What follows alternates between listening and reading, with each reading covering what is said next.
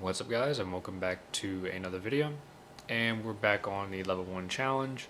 Admittedly, I was a bit lazy, so that's why it took a little bit longer to get out, but I also did run into problems. Mainly being that I cannot start DLC 1 because Fighters of the Blue Sky is like before that. I probably could have started DLC 1 if I selected the prompt before I ended up beating the game, but I didn't, so can't do that. And I can't beat Fires of the Blue Sky because the whole premise of these is arena battles, and you get arena rank. As you can see down there where my SP bar is, you see rank 0. That's where your arena points would go if you kill anything with arena rank or beat arenas, and you get passive buffs once you reach a certain amount of points. But I can't do it because whenever I do an arena battle, even though it's one-on-one, the game gives me XP right after the battle. So can't do that. So can't start DLC 1 because of that. Then I started DLC 2. Everything was going fine. Annoying enemy battles for sure. DLC 2 was by far the toughest thing ever. I wasn't able to beat it because at one point in the story, Tia joins your party and it's only you and her because you get separated from other people. And the game does not consider her a partner character yet, even though you can see her HP and SP on the side of the screen like your normal partners. You can still praise her even though her affinity or her emotion thing doesn't pop up. But the game doesn't consider her as a partner character, so my XP does not go to her. So there's a mandatory fight that you gotta do with her, and each time I did it, got XP. At first I thought maybe I just didn't have my buff on. Then I did the second time. Then I tried it a third time, and just can't do it. So cannot do DLC 2. Then I went to DLC 3, which was a lot easier than DLC 2. Way easier. And it was a lot faster as well. But I was able to beat DLC 3. And I did 10 floors in the 1,000 floor dungeon just to do them. Rough on the final boss on the 10th floor because there's just so much HP on those things. But yeah, so with all that being said, I'm gonna go ahead and show the clips of what all went down throughout all this process so you can see. And yeah, enjoy. So this part here is with a sword skill from Katana Tree that ignores defense. I noticed that it said ignore defense, and I was really curious, and I used it. And luckily this thing quite literally changes everything. I wish I knew about it sooner. But as far as I'm aware, Katana only has one skill with it, which is that sword skill. And Scimitar has a sword skill with it, which is Dancing Hellraiser. So if you're ever doing this challenge, Katana and Scimitar is definitely a really good way to go because ignore defense. And then in the Soaring Slash skill tree for Katana, there is a buff that ignores defense. And then in the Damned Blade EX skill tree, there's another buff that ignores defense. I think both of them ignore it for 1 whole minute. So definitely good if you ever go for those. Now, in this little fight right here, this was the most annoying enemy ever, and that cross slash he just did right there, even if you're behind him, if you touch a smidge, probably like a very tiny pixel of that white line or anything, you get hit. And for me, that does a lot of damage, and even for my AIs, that does a lot of damage. That hitbox on it is insane, and this is the fastest run right here that I had for this boss. Easily on this fight alone, I had to reset at least around almost 10 times because of just that move. And I could have had a lot better run of this and everything, especially if I parried more and all that, had certain skills and everything. And then right after this fight, you had to go fight another thing, and it's one of these fire jellyfish looking things. And they hit hard as hell up in this for some reason. They keep on putting these little flame bombs that blow up like 3 times, and it's very annoying. So this is the little fight with this guy, buff swapping and whatnot, making sure keeping my buff up, time up. So yeah, that's this little guy. Very annoying. I've never had any problem with this enemy way back then because obviously I was higher than level 1, but this was definitely the most annoying enemy that has been added on my list of annoying enemies now.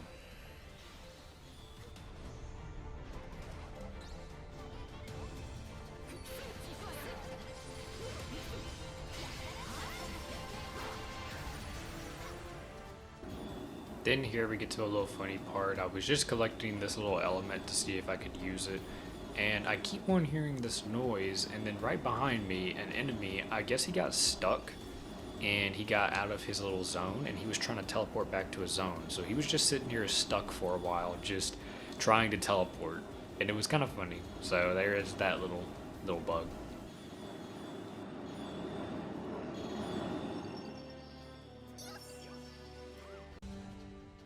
Then here we get into the one-on-one fight with Tia.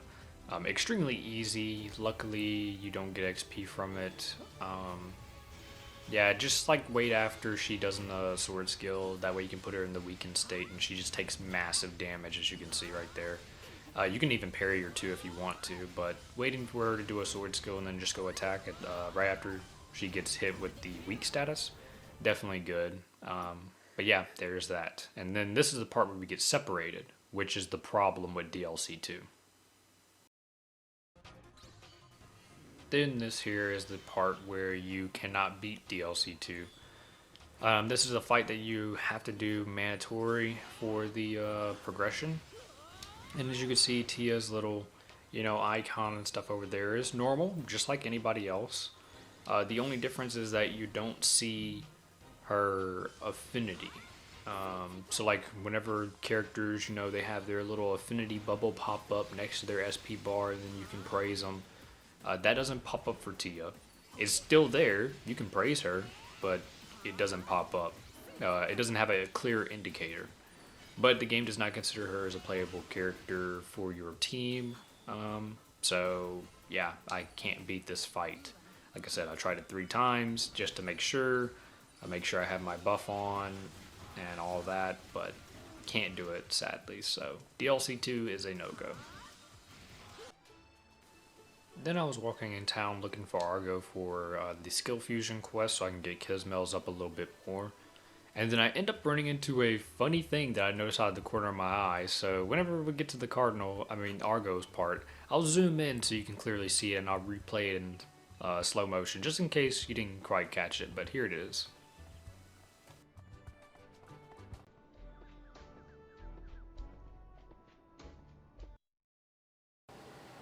Then we get down to the last boss in DLC 3. You actually had to fight him twice because the first time you couldn't fully beat him. I think once you get him down in 1 bar, then you have to end up running away. Then you fight him this time, but it starts off as a 16-player raid. Now this was kind of funny because the other party members of AIs, they're 43, I think it is, so they immediately just basically get one shot. But before this fight, I ended up getting Premier's healer fusion up a bit so she can heal more, survive more. And then I equipped them all with some more gear to help out.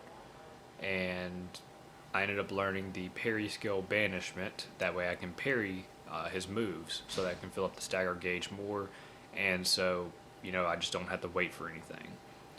Precision Death Strike is mainly what you want to be going for to parry, and then whenever he ends up doing the Endless Flail, or whatever it's called right there, you can parry that too with Banishment.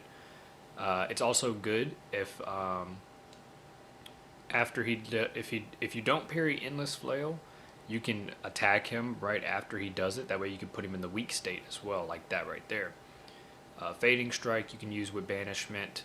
I think the only other move you can't use Banishment on is Skyfall, because I think I tried it later in the fight whenever he shifts his phase, and he parry breaks me. I don't think you can parry that with anything else. I know there's some other parry skills, but I don't know.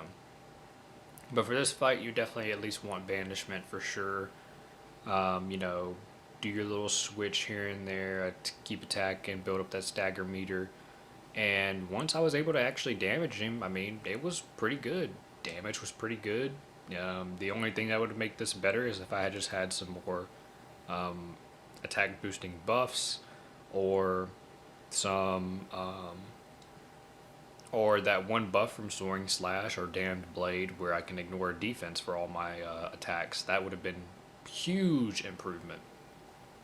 So that's basically what went down in this fight. I'm just gonna have it sped up now, but you can see right here this is a stagger phase. Everything is a crit, which is a very good. So you can see right there, in one stagger phase, we pretty much get him down one whole bar, mainly because the AIs, of course, doing most of the damage for me. But yeah, we basically take out one full bar with one stagger meter, so very good. The only problem that comes is like whenever he shifts his phase, he'll do a few more attacks, but overall he can still do the other ones as well. But yeah, that's this fight, and I'll let it play out.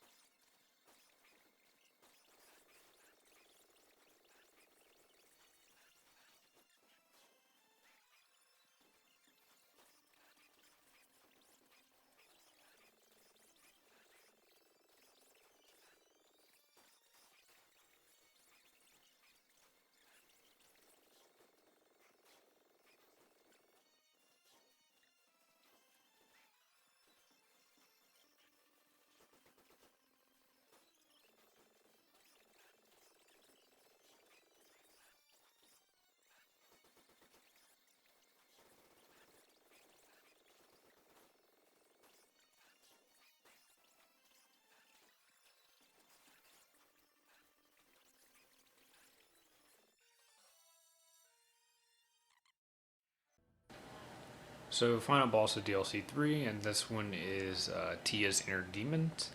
And this one's pretty easy as well, since it's a humanoid boss, very predictable, easy to fight. Luckily, Tia actually joins us for this, so we can beat it without getting XP. So yeah, this fight simple, same thing as whenever you fight Tia in DLC 2. You can just wait till after they do a move, go in, hit them with the weak, and yeah, do massive damage.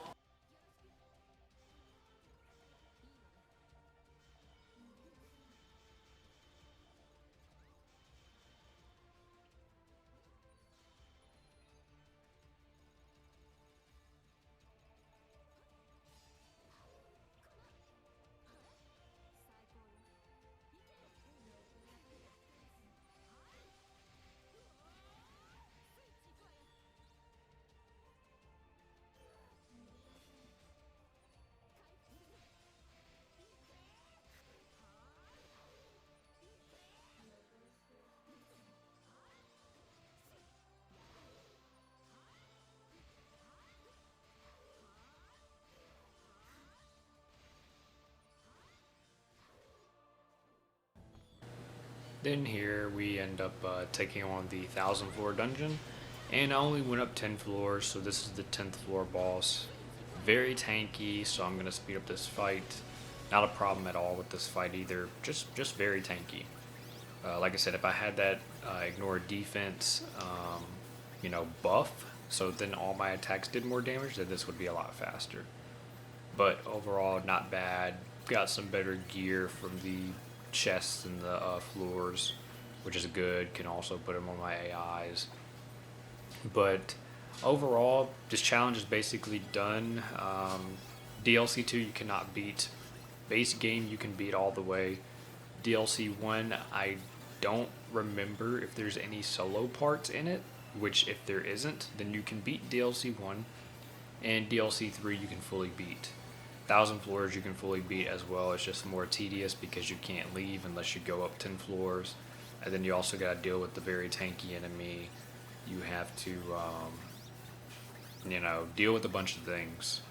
And considering the fact that I am not able to access the Enigma orders, at least the first batch, I can't do anything with that. So, very long fights on that. Really, I don't know if I'm going to even continue the 1,000 floors because it's just going to be long and tedious.